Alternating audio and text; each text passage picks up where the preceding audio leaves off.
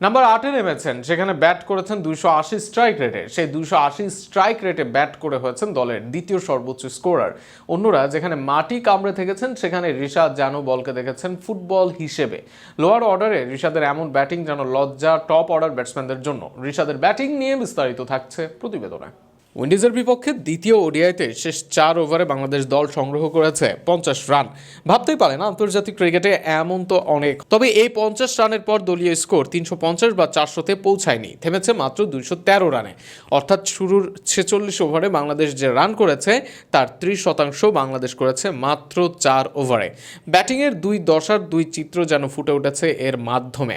শেষ দিকে সেখানে বাংলাদেশের এই ব্যাটিংয়ের নেপথ্যের কারিগর কোনো টপ অর্ডার ব্যাটসম্যান নয়, বোলিং অলরাউন্ডার হিসেবে লোয়ার অর্ডারে খেলা ঋষাদ হোসেন। এদিন উইন্ডিজের বিপক্ষে ঋষাদ করেন 39 রান, সেটিও আবার মাত্র 14 বলে। 4 ও 6 হাঁকান সমানভাবে, 3টি 4-এর সঙ্গে ছিল 3টি বিশাল 6।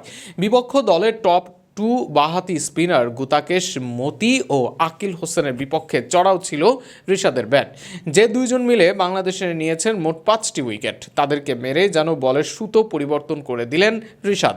এর আগের ম্যাচেও ব্যাট হাতে ক্যামিও খেলেন ঋষাদ। নিয়মিত এ ধরনের ক্যামিও খেলে ঋষাদ প্রমাণ করেন তিনি ব্যাটটাও চালাতে পারেন বেশ ভালোভাবেই। অথচ টপ অর্ডারে ব্যাটিং ছিল চোখের শাস্তি। শান্ত অঙ্কন মেহেদিরা একের পর এক ডট খেলেছেন, দলের ওপর চাপ বাড়িয়েছেন, রান রেটকে করেছেন মন্থর। ফেয়ারলেস ও হার্ড হিটিং ব্যাটিংয়ের জন্য সুপরিচিত সৌম্য এদিন ব্যাট করেন মাত্র 50 স্ট্রাইক রেটে।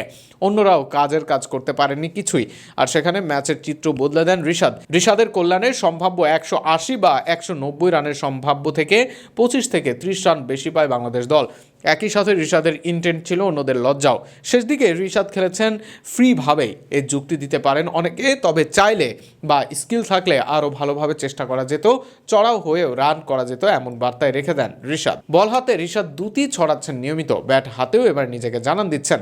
একই সাথে টপ অর্ডারদের বার্তা দিয়ে যাচ্ছেন দায়িত্ব নিতে হবে তাদেরও। ঋষাদের এই বার্তা কাজে লাগাক টপ অর্ডার ব্যাটসম্যানরা, এমনটাই চাওয়া থাকবে দেশের ক্রিকেট ভক্তদের।